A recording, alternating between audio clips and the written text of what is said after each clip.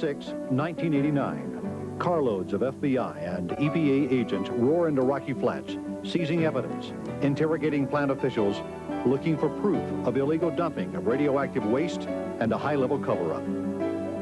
A year later, the plant's plutonium production is shut down. But what else has changed, and what's next? Those that would want to shut it down are using this as an opportunity to do everything they can to shut it down. Instead of going after warheads, they're now going after Rocky Flats, but it's kind of a vulnerable, a wounded animal out there barely hanging in there.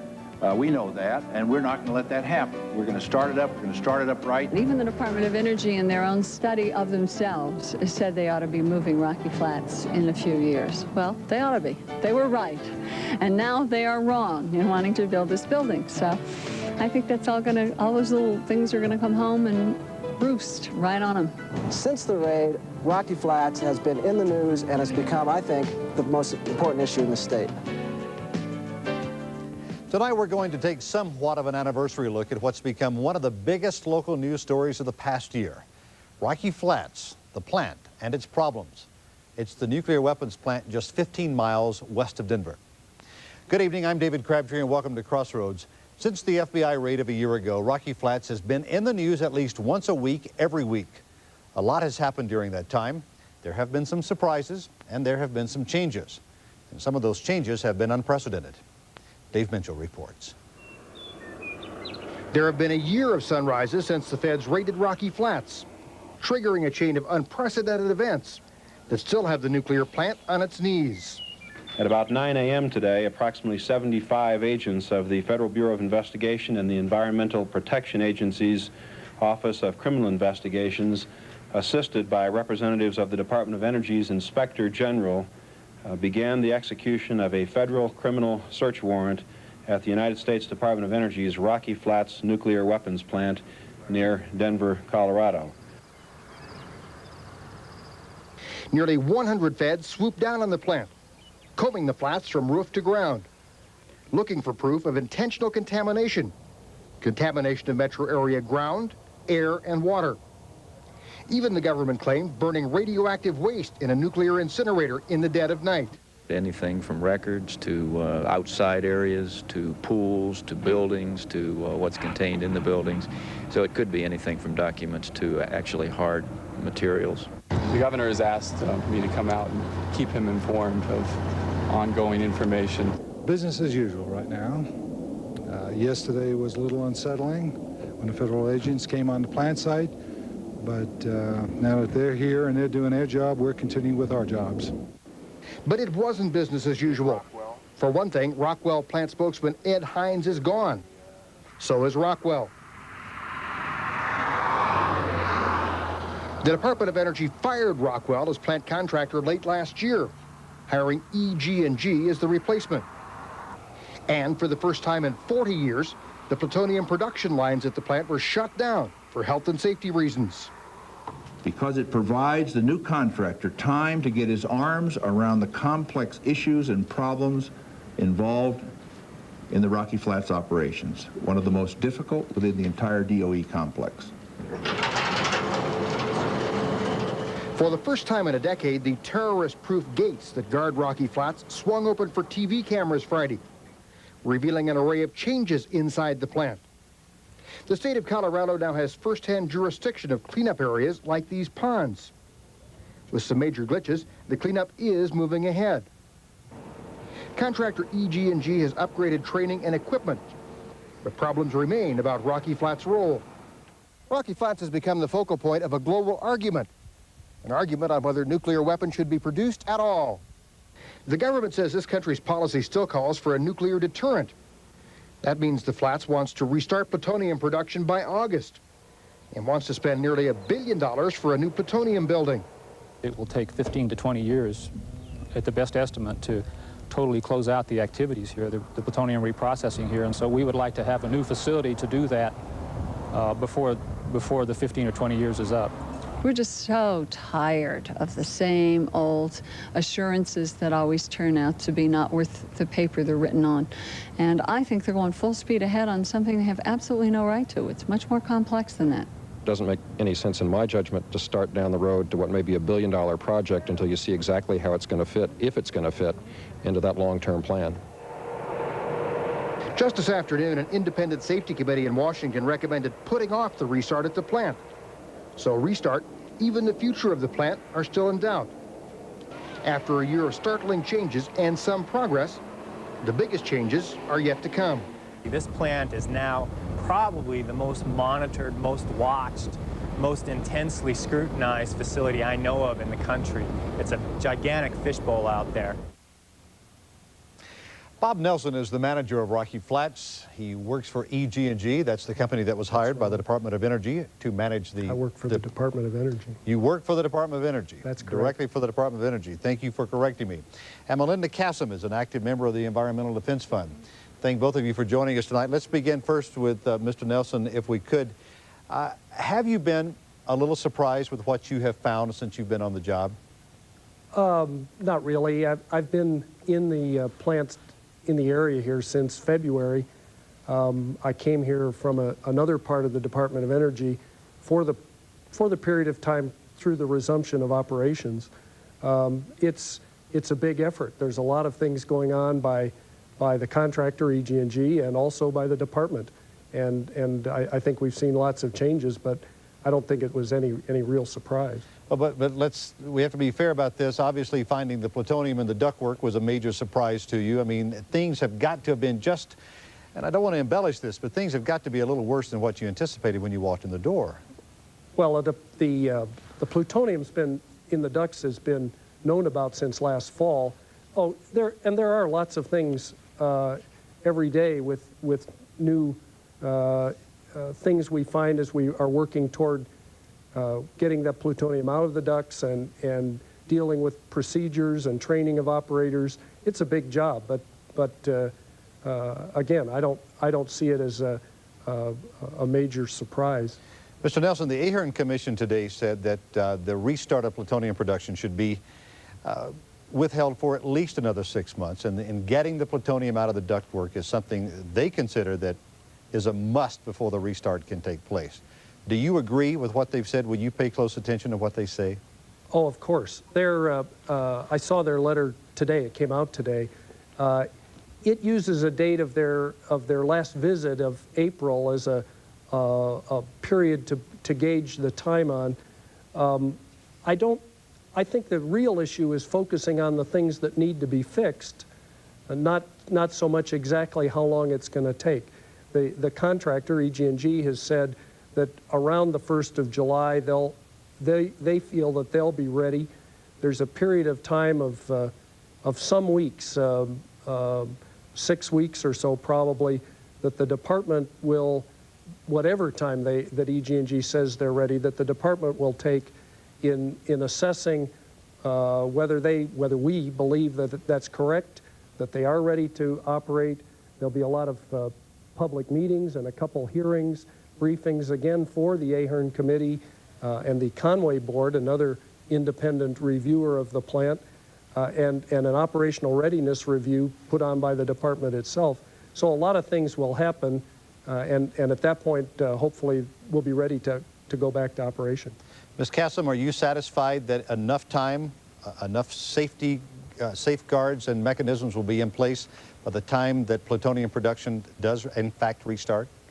Well, I think that depends, obviously, on when production were to resume and who's going to make that decision. You just heard Mr. Nelson say that DOE will spend 6 weeks after EG&G says it's ready to ascertain whether or not, in fact, they're ready. From the standpoint of the public, I think it's very important that DOE not make the last call, that there be some independent outside reviewing committee who decides whether DOE is, in fact, should be allowed to restart. What's gotten us into trouble before, what's gotten this complex into trouble before, is that DOE has been making its own decisions about what's safe and what isn't safe. And I think that's the reason that we've had the problems not just at Rocky Flats, but throughout the weapons complex. Is it time for groups such as the people that you represent to back off and let someone like EG&G and the Department of Energy say, okay, we know there are problems, it's time to correct them, let's pull back a little bit and say, okay guys, do what you say you do best?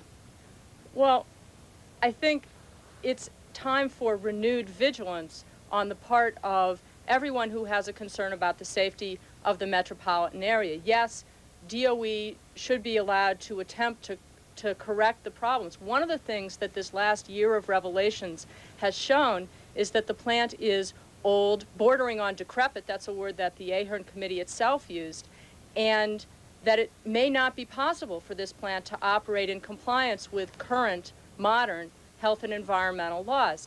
From that standpoint... Melinda, is it fair, I want to make sure I understand and make sure we're on the same wavelength here of what I believe you represent.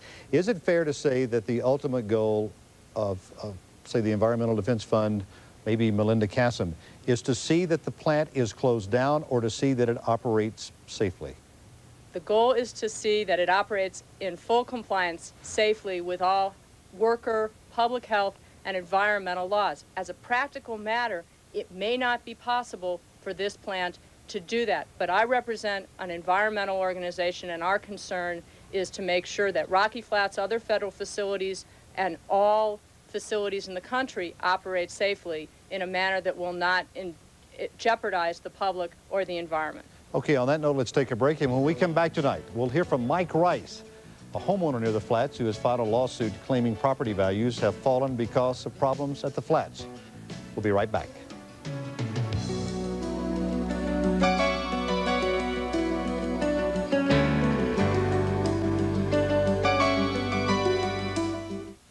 The Father's Day sale is on now at Gart Brothers. Save on every famous brand for every sport imaginable. I'm John Gart, here to tell you about your Father's Day headquarters, Gart Brothers. Save now on Thule. The ultimate upright bicycle carrier features innovative wheel clamps for all size tires. Now $59.99, save $25. The Montana Summit 21-speed bike from KHS with chromoly fork and frame, Suntour shifting and cantilever brakes, now $379.99. The Father's Day sale is on now at all Gart Brothers. Gart Brothers, you know, my favorite sporting goods store. Just when your diet is going great, you get a craving, that old familiar urge, a snack attack. Break the cycle with the new Crave-Free weight loss program from Nutrisystem. Nutrisystem craving control snacks actually help you break the cycle of craving, binging, and gaining weight. Don't wait. Call Nutrisystem today. Now lose all the weight you can at Nutrisystem for only $79.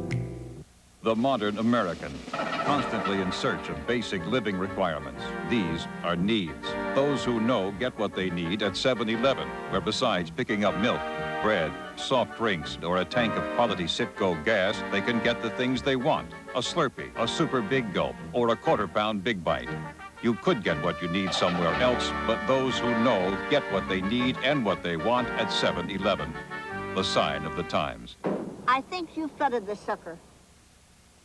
On the outside, Oprah Winfrey is on top as a very successful talk show host. On the inside, she has a simple philosophy that got her there and keeps her there. The most anybody can do is to try to be a decent human being. She is becoming a major influence in American society. But what do we really know about the real Oprah Winfrey? She speaks candidly on Inside Edition. On the inside, it's a whole different story. Inside Edition, a reason to watch, Tuesday night at 10:35 on KMGH Colorado 7. Welcome back to Crossroads. We're joined now by Mike Rice. We want to make a correction. Mike, I understand that the lawsuit that you may be a part of is not regarding the property values, but it's a different type of class action suit that involves wanting health monitoring for the area in question near the flats. Is that correct? That's essentially correct. Let me clarify for you a little bit. There's actually two different suits. The first suit involves people who own property within a certain proximity to the facility, and the second suit is on the behalf of workers who work there or have worked there in the past. Okay, and again, your participation is on what level, and what are you hoping to accomplish? Well, there's actually two classes in the first suit. The first class is on behalf of people who own real property or commercial enterprises within a certain proximity to the facility. Those people are alleging that there's been some economic harm as a result of living or having their property in that vicinity. The second class, of which I am a plaintiff, is alleging that as a result of the operations of the plant over the years, that we may have suffered adverse health effects. Do you feel, have you got tangible, I mean, I know you can't get into the specifics of the lawsuit, but as a person who lives in and or around the area.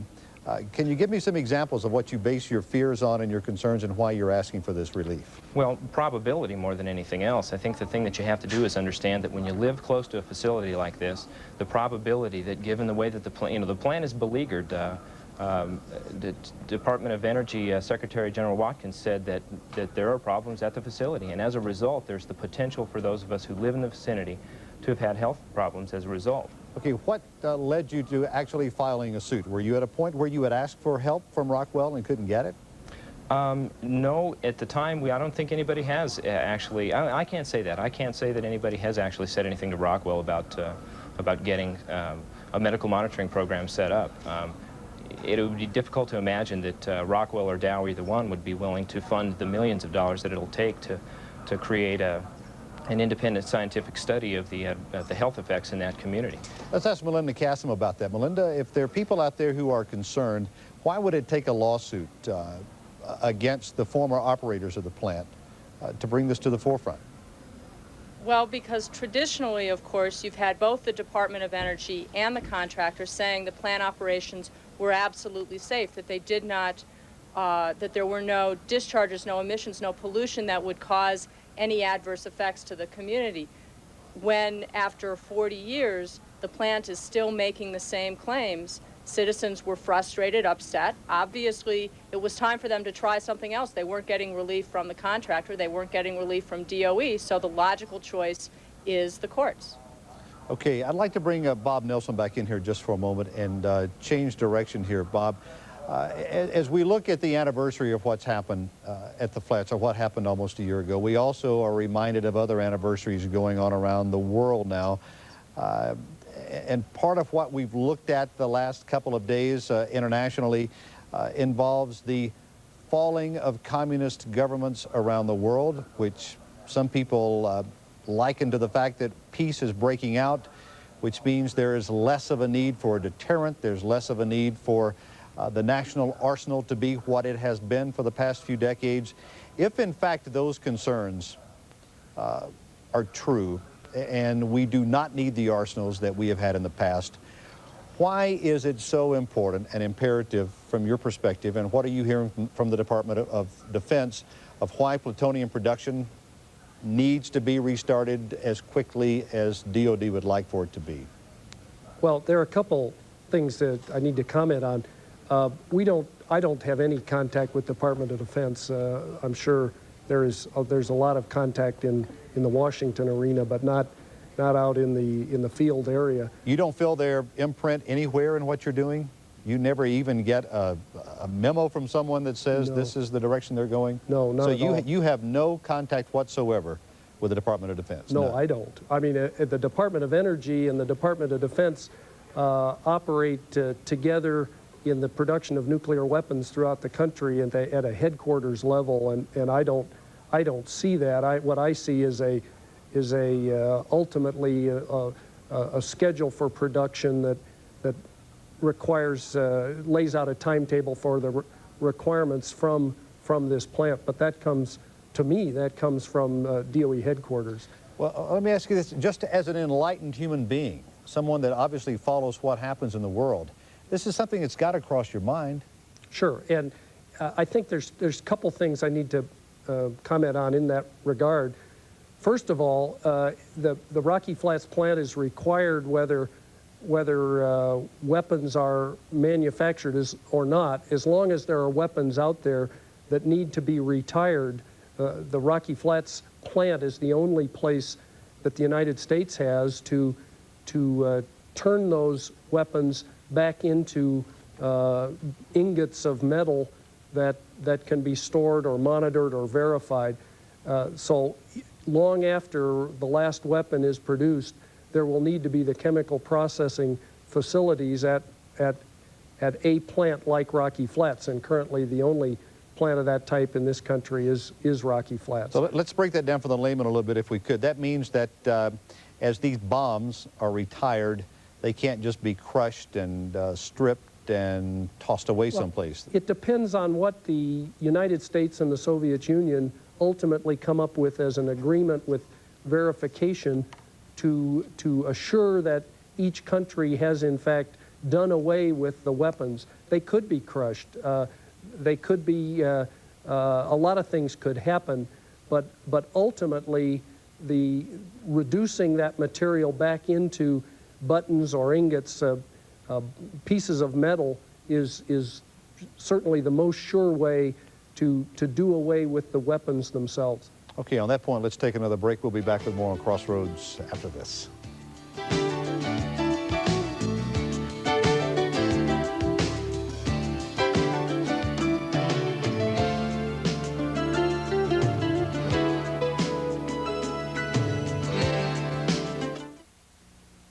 You've heard what some men say about women.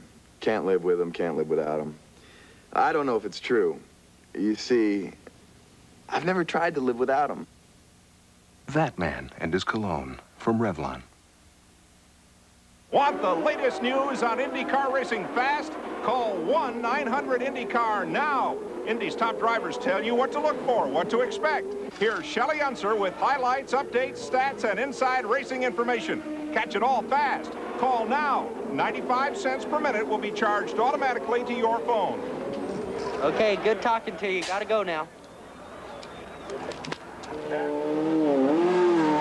Don't miss any of the action. Call now. At your typical salad bar, you can fill your plate as many times as you want. Of course, if you want something special like tender shrimp, you won't find it here. But you'll find it at Village Inn. If you crave tender chunks of grilled chicken, then you know where to go. Village Inn's got 6 new salads, each loaded with tasty ingredients that turn a salad into a real meal. At Village Inn, we won't give you the runaround. Just 6 hearty new salads. This year, Bank Western enters its 100th year of service to the people of the West. Join the celebration with our Centennial Certificate of Deposit. It earns a high rate of interest and automatically renews every 100 days at a stepped-up rate, or may be withdrawn without penalty. At the end of the 3rd 100-day term, it automatically converts to a high-interest 1-year CD. The Centennial CD pays a profitable rate of interest on a minimum $1,000 investment. So when you want to bank safely and profitably, Bank Western. It's an event for Colorado athletes of all ages and abilities. Don't miss the Colorado State Games July 27th, 28th, and 29th at the Air Force Academy and the Greater Colorado Springs region. For more info, call 719-634-7196. Welcome back to Crossroads. Mr. Nelson, once again to you, considering the history of the flats and the safety record, is it within the realm of possibility, I won't say probability, but possibility that the Department of Energy would say, we're not going to reopen this plant, we're not going to restart plutonium production? I don't think it's certainly likely. I don't know. It is the only place we have to do many of these operations, and I think there is nothing that we've seen thus far that leads us to believe that we can't operate the facility safely. Is that reason enough to keep it open? If we can operate it safely, it is. Melinda, how do you respond to that? If you had asked me a year ago whether I thought the plant would be closed in 6 months, I would have said, no way. So I think that what's possible and what's probable is very hard to tell now. I think that it's quite clear that the Department of Energy and the Department of Defense back in Washington want this plant to reopen. Whether they can demonstrate that it will comply with all environmental health and safety laws, which is their criteria for restart, is another question. They haven't demonstrated it yet. The Ahern Committee said today that it would be at least 6 months. Most of the members of that committee think that it will be after the 1st of next year. And I think that the department has a lot of work to do. It's an old plant. Whether they can comply is totally up in the air. How are we going to know that EG&G can do a better job than Rockwell? How much at risk are we as the general public? Well, one thing that's been clear, even in the last 3 or 4 months since EG&G came on board, is that the flow of information from the plant has increased. I think that's a very good sign. I also think that it's clear from the beginning when EG&G started that they are beginning to understand the magnitude of the task that they took on and realizing that it may not be quite so easy as they thought it was going to be at the beginning. Mr. Nelson, do you agree with that? Yes, I do. The general manager, Phil Warner, at a public meeting we had a few weeks ago, said just those words, that they They were realizing that it's a bigger job than they thought when they started, and it was taking longer. They'd originally thought they'd probably only be shut down a couple months. Okay, we need to wrap up this segment of Crossroads tonight. Mr. Nelson, Melinda Kassem, and Mr. Rice, we thank all three of you for coming in tonight. We'll be back with a special close on Crossroads after this.